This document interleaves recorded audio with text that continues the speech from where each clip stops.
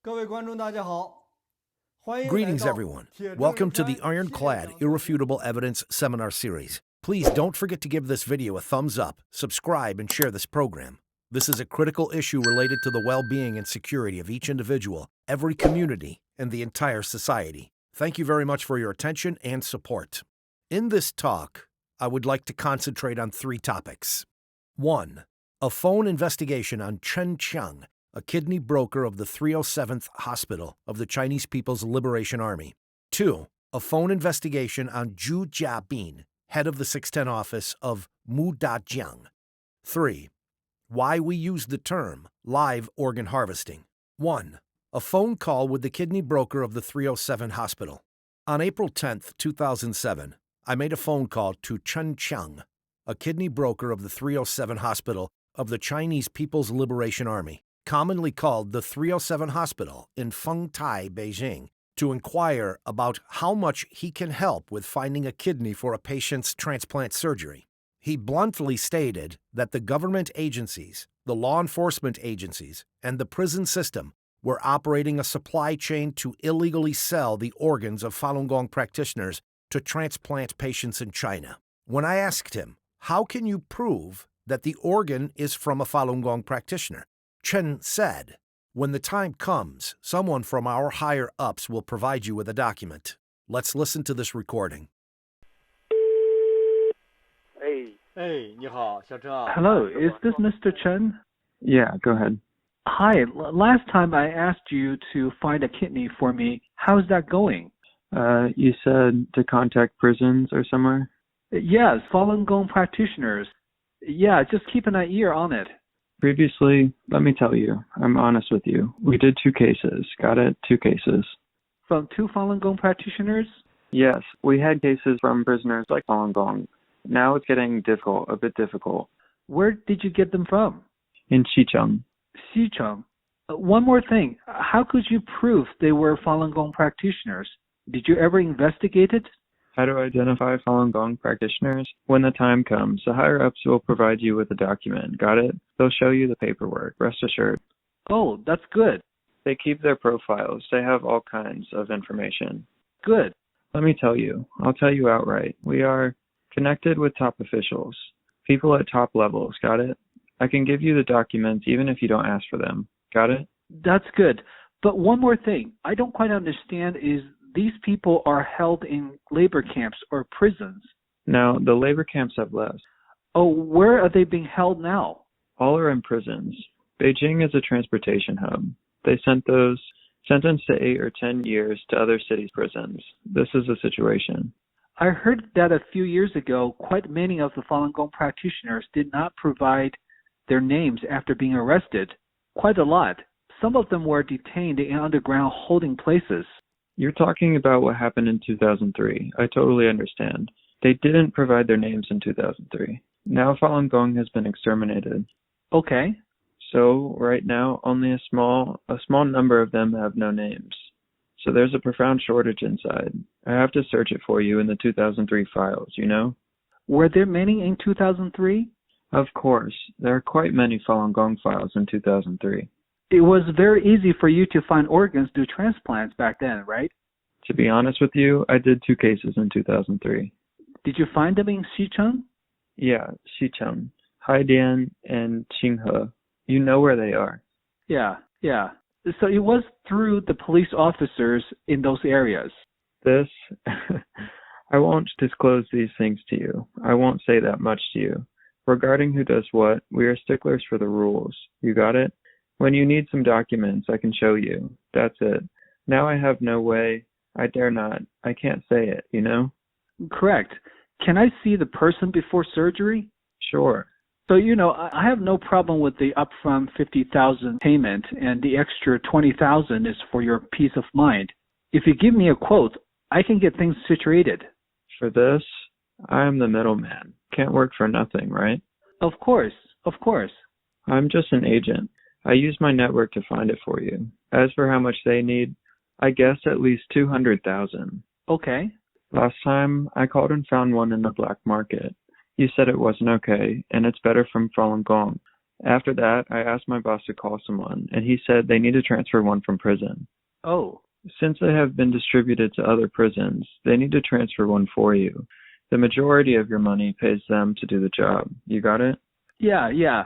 Back to a few years ago, because the Falun Gong practitioners did not provide their names after they were arrested for appeal, they were detained in some secret places with no registration and no name list. These things were quite common. I tell you, they didn't leave their names, but each was coded. You understand? Yeah. If they had no names, they were all coded. I know it better than you. An 8-digit code. Each has a code on file. Understand? Oh, I see. Except for coding them, do they have their real names on file too? If they can't find their names, they can only use a code, you know? Oh. Also, use individuals' fingerprints. Understand? It sounds like they coded and jailed them, right? That's for sure. If they didn't code them, it would be chaotic. There would be no way to track them. How could that be possible? For this kind of business, you know what?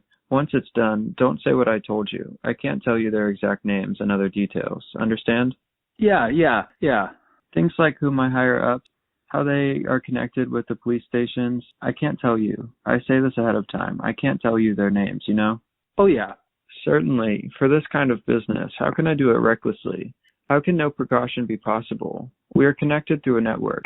In order to do this, I have my buddies in one department after another, in all different departments. How can I do this without them?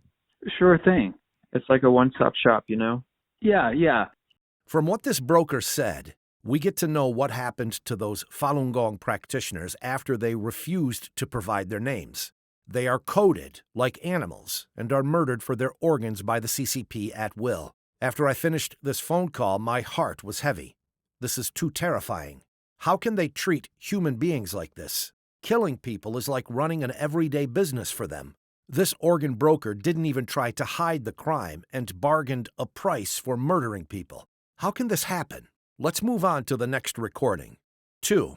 A conversation with Zhu Jiabin, the head of the 610 office of Mudanjiang. On the night of April 19, 2016, Gao Yixi, a 45-year-old male Falun Gong practitioner, was kidnapped by the Mudanjiang police with his wife. 9 days later, on April 28th, Gao Yixi was taken to Mudanjiang Public Security Hospital by the police to have a complete health checkup, and the result showed he was healthy. But in less than 48 hours, the hospital pronounced him dead around 5 o'clock in the morning on April 30th, 2016. At about 3 p.m. the same day, the police told his family members that, whether they agreed or not, Gao Yixi must immediately be autopsied.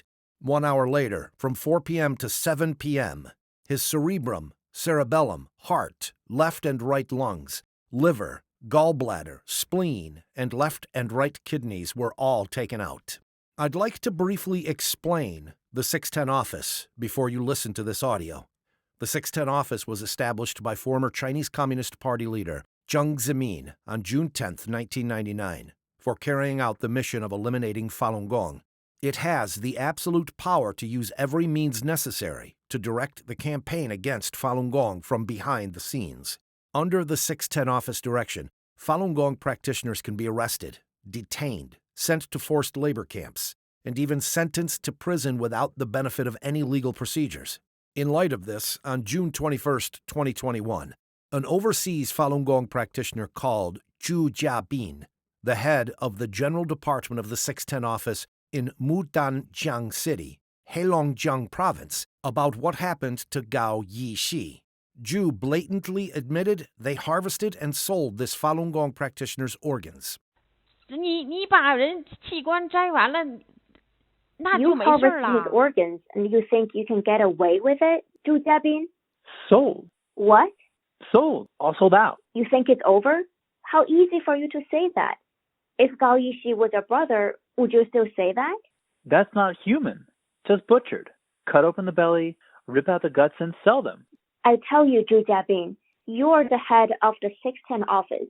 The 610 office is an unlawful organization set up by Jiang Zemin to coordinate and implement the persecution of Falun Gong. Your department is illegal and operates above the law. Do you realize that? I don't know. You assisted harvesting Gao Yixi's organs, and you will say something like that? Did you lose your heart and conscience? Where is your heart and conscience? I have it, right here. It's beating with a rhythm. How could you say that after you sold his organs? Are you still a human being or not? You. Humans should have human nature. You have no human nature when you say things like this. If this happened to your family and friends, would you still say that? If you showed up in front of me, I'd harvest your organs too. Good is rewarded. Evil is punished. That's the law of the universe. Do you realize that? I don't know. I only know to sell organs for money. That's my law. Let me ask you this. Do you dare to spend that money? Huh? If your family members' organs were harvested and sold, would you just sit back and accept it? Don't you know my nickname? Murderers must pay with their lives. I just told you. If you had the guts to stand in front of me, I'd harvest your organs too. I'm a badass and my nickname is Butcher. I want to tell you. Do you get it? Do you still have human nature? Are you still a human? Next time, don't call me by my name. I'm changing my name. From now on, my name is Butcher. You participated in the persecution of Falun Gong and sold Falun Gong practitioner Gao Yixi's organs. We will thoroughly investigate this matter and hold you accountable for what you've done. Do you realize that? Just chase me down. I'm the biggest badass in the world. What am I afraid of? My name is Butcher. You are so unscrupulous. I specialize in live organ harvesting. You think nobody can lock you up, right? Who would dare to lock me up? The law. Do you think you make the law? I didn't say that. The 610 office is an illegal organization that operates above the law. As the head of the 610 office, do you think you can be lawless and brazen? I don't know. That's what you said.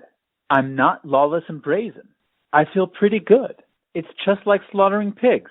Shave his hair first, cut open the belly, cut off whatever I need, and sell them. Bam! It's really great. The money rolls in so quickly. After Mr. Gao's death, the police continued to hold his wife in custody and used her as leverage to push for a hasty cremation. His family were threatened to agree with this quick cover-up, or otherwise her situation would be in jeopardy. His mother, 87 years old, cried every day and passed away in extreme panic and grief in 2017. When the family members approached the attending physician, Zheng Dan, to inquire about his death, Zheng Dan responded in a very nervous way. "Don't ask me. Don't ask me. I know nothing about it." To this day, the local public security still refuses to issue his death certificate, and his sister has been arrested several times for appealing for his justice. Mr. Gao was innocent, and the only reason he was arrested is because he was a Falun Gong practitioner and followed truthfulness, compassion, and forbearance to be a good Chinese citizen. 3. Why we use the term live organ harvesting. The CCP harvests organs from living Falun Gong practitioners. This is a practice of murder, not just forced organ harvesting from brain-dead patients, which is also unethical. Live organ harvesting refers to procuring organs from living human beings and murdering them in the process. The CCP's large-scale live organ harvesting from Falun Gong practitioners is genocide and a crime against humanity. According to the evidence collected by the WOIPFG, the CCP uses live organ harvesting as a gruesome method to torment and murder Falun Gong practitioners. For example, in our first episode, a former policeman in Liaoning Province disclosed that after utilizing all kinds of mental and physical torture, the CCP followers still failed to transform that female Falun Gong practitioner's faith. Consequently, her resistance would make them lose the bonus incentives that they desired, or could bring added pressure to their careers. Thus, live organ harvesting has become a barbaric form of torturing and executing Falun Gong practitioners for their faith and a tool for personal gain. Forced organ harvesting, on the other hand, is a more general term for procuring organs without consent. The process is not necessarily a murder, as the organs are possibly taken from brain-dead people who did not provide consent or whose family members did not provide consent. It's also unethical and a violation of human rights. The CCP has performed forced organ harvesting for decades. On October 9, 1984, the Supreme People's Court, the Supreme People's Procuratorate, the Ministry of Public Security, the Ministry of Justice, and the Ministry of Health jointly issued the interim provision on the use of cadavers and organs from executed prisoners and established the legitimacy of forced harvesting of organs from death row inmates. Figure 1. Screenshot of the web page about the CCP's interim provision on the use of cadavers and organs from executed prisoners. On the surface, it was said that the death row inmates voluntarily donated their organs. However, under the CCP's control, those inmates had no rights to express their will, and so their organs were actually forcefully harvested. This is why the CCP kept it as a state secret and did not make a public announcement, even though they had it added into the law. After the exposure of the live organ harvesting concentration camp in Sujiatun in China in 2006, while being questioned by the international community about organ sources, the CCP started to openly acknowledge that they systematically use death row inmates' organs. Soon after, they surprisingly overestimated the forced organ harvesting from executed prisoners. This was a result of the strong pressure of the international community. As a cherry picker, the CCP voluntarily confessed to forced organ harvesting from death row inmates, a human rights violation, to cover up the live organ harvesting of Falun Gong practitioners, which is a crime of genocide. For quite a long time, the CCP dared not respond to the allegations of live organ harvesting. They ceaselessly tried to avoid the allegations until the 26th International Congress of the Transplantation Society held in Hong Kong in 2016, when one of the CCP spokespersons, Huang Jiafu, openly denied the accusation of harvesting organs from living Falun Gong practitioners, but admitted to forced organ harvesting from death row inmates. He also emphasized that they had already stopped the practice. Furthermore, at the World Health Assembly on May 24, 2018, and the 27th International Congress of the Transplantation Society in June 2018, Huang Jiafu explicitly admitted they did forced organ harvesting from death row prisoners, but again said the practice had stopped. In addition, he publicly opposed the fact that Falun Gong practitioners accused them of harvesting organs from live Falun Gong practitioners. Therefore, forced organ harvesting is a term that the CCP is willing to accept, and it hypes it up to divert the world's attention to its relatively minor crimes while hiding the serious ones. It is a strategy to diminish its genocidal crime of live organ harvesting to nothing. Although the CCP never directly admitted that they did forced organ harvesting, it is easy for people to link harvesting organs from death row inmates to forced organ harvesting and mistakenly think live organ harvesting is the same as forced organ harvesting. From our observation and analysis, the brutality and rampancy of procuring organs from living Falun Gong practitioners has been going on for more than 20 years. The unacceptableness of the CCP's brutal crimes against humans does not require further explanation, but a confirmation of guilt. In Episode 4, we will show you on-site recordings of the WOI-PFG's investigation on live organ harvesting from October to December 2018. In particular, please note that this is a worldwide unrestricted war without gunpowder. The CCP's crime of live organ harvesting from Falun Gong practitioners not only continues, but also has spread throughout society. For example, in 2013, a 6-year-old child, Little Binbin, in Shanxi, went missing, and 2 days later was found with eyes gouged out for the cornea. Dozens of university students in Wuhan disappeared for no reason in recent years, and countless children and women go missing every year. Live organ harvesting has become a threat to everyone. Perhaps as we are talking, many kind and innocent people are being put onto operation tables for their organs.